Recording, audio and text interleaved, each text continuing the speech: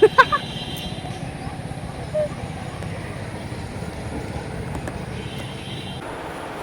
Video হয়নি কিন্তু হচ্ছে হচ্ছে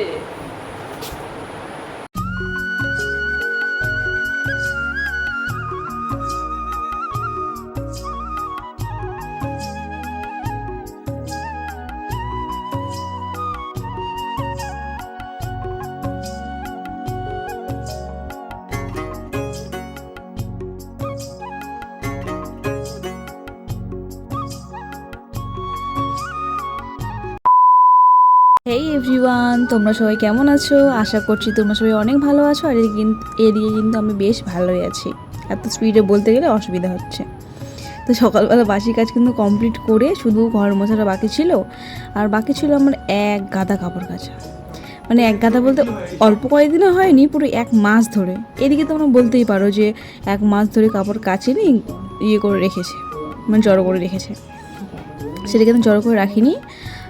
1 মাস ধরে রোদ্রু তো ওঠেইনি, সারাদিন বৃষ্টি হচ্ছিলো, তার জন্য কাচা হয়নি।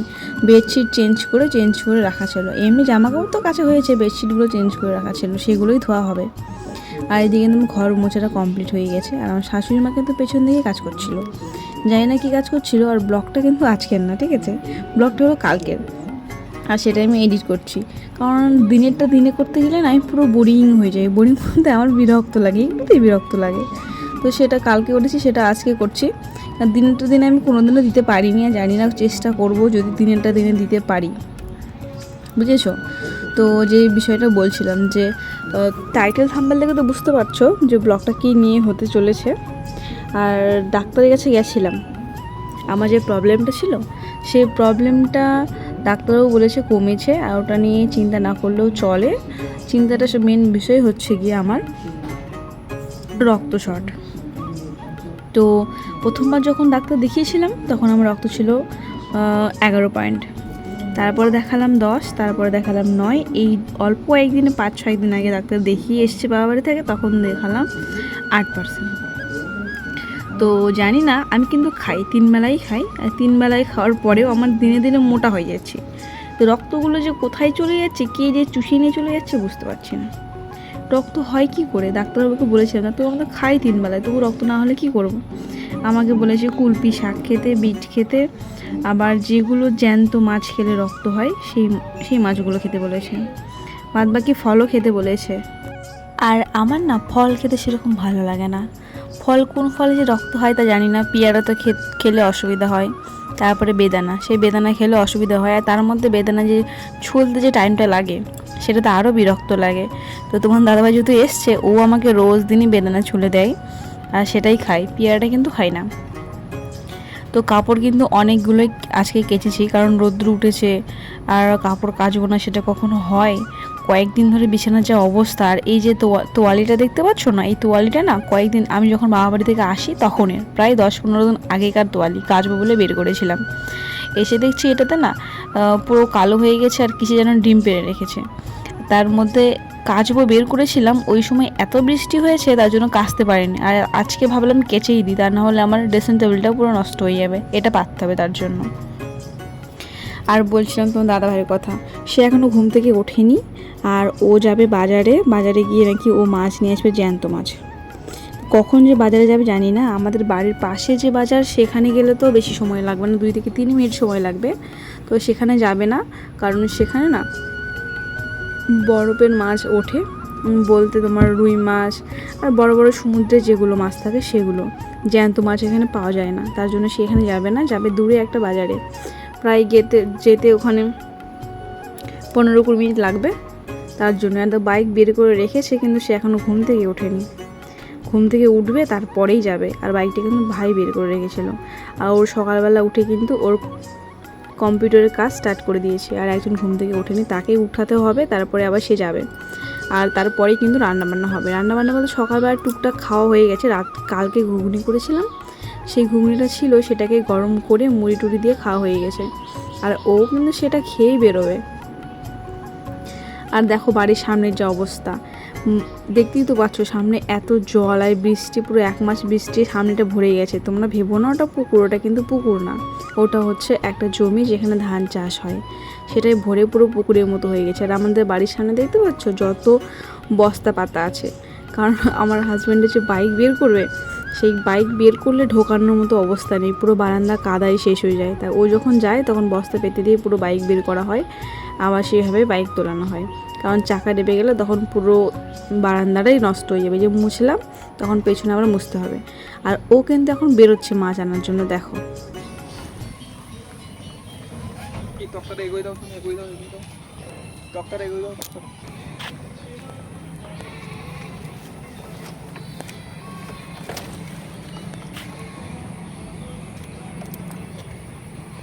তাকানো যাচ্ছে না মানে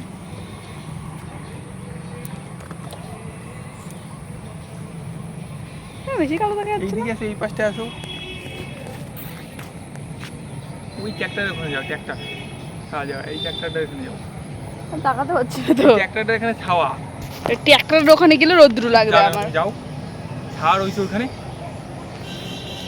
ওই জায়গাটা যাও, ওই জায়গাটা যাও। আবার যাবো না।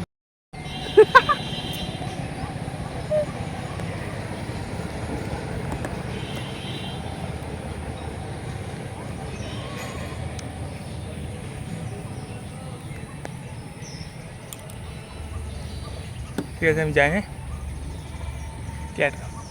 এটা চাবি আনিনি। আর ও কিন্তু বাজার থেকে চলে এসেছিলো, রান্না বান্না হচ্ছিল, এখন এটা হচ্ছে মায়া মাছের ঝাল, আর এনেছে ট্যাংরা মাছ, আর এনেছে ইলিশ মাছ। ট্যাংরা মাছে নাকি রক্ত হয়, তার জন্য সেটা এনেছিল। আর এটা মায়া মাছটাও খুব পছন্দ করে তাই। আর ইলিশ মাছ এনেছিল প্রায় 1 কিলোর মতো, রান্না বেশি হয়নি, 3টা করেছি, কারণ আমি আর ও খাই না, শুধু খাবে ভাই, বাবা আর মা, তার জন্য সেটা হয়েছিল। আর ট্যাংরা মাছের নাকি ঝোল খাবে, তার জন্য। আর আমি কিন্তু ট্যাংরা মাছও খাই না বলতে একটাও খাইনি, ওরাই খেয়েছিল। তারপরে কিন্তু কি বলো তো, কালকে যেহেতু আমি সেমুই রান্না করেছিলাম, সেটাই ও কালকে ও রাত্রেও খেয়েছে, বিকেলেও খেয়েছিল। আর ও আমাকে বলেছিল যে ফ্রিজে রেখে দিতে, আর ফ্রিজ থেকে বের করে ওকে পরে দিতে। আর ওই সময় আমি খাচ্ছিলাম, তাই ওকে খাওয়াতে নিয়েছিলাম, দেখো। আর এটা কিন্তু বেশ ভালোই হয়েছিল, শাশুড়ি মা খুব সুন্দর রান্না করেছিল, আমার খুব পছন্দ হয়েছিল। আমি এমনিতেও দুধের জিনিস এরকমটা পছন্দ করি না, তবে মাঝে মাঝে বের করে খেয়েছিলাম। ও খাচ্ছিল আর ফোন দেখছিল। তারপরে কিন্তু আমরা বেরিয়ে গেছিলাম মাসির বাড়িতে। আর আমাদের বিয়ের অ্যালবাম তারা দেখেনি, তার জন্য আমাদেরকে বলেছিল যখন আসবে বিকেলে তখন অ্যালবামটা নিয়ে আসতে। তার সঙ্গে চিপসও ছিল, সেই চিপসটাও নিয়ে গেছিলাম, এটা নিয়ে গেছিলাম, আবার আসার সময় নিয়েও এসেছিলাম। আর ওদের কাছে শুধু চিপস ছিল, ওরা পরে দেখবে তার জন্য রেখেছিল। এবার দেখো আমার হাজব্যান্ড বাড়ি এলে আমার সঙ্গে কি করে।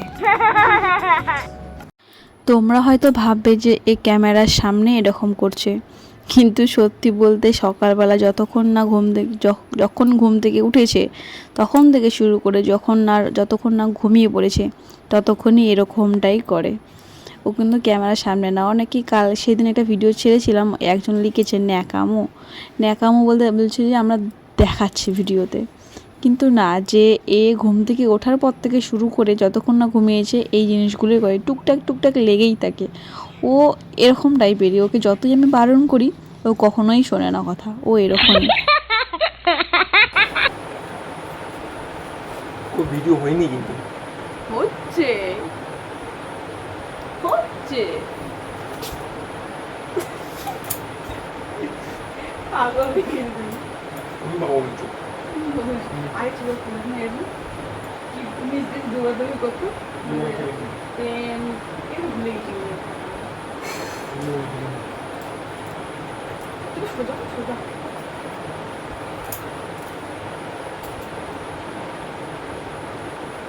আর দেখতো কিছু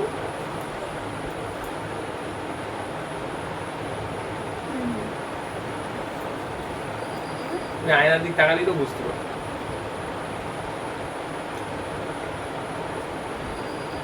কাটতে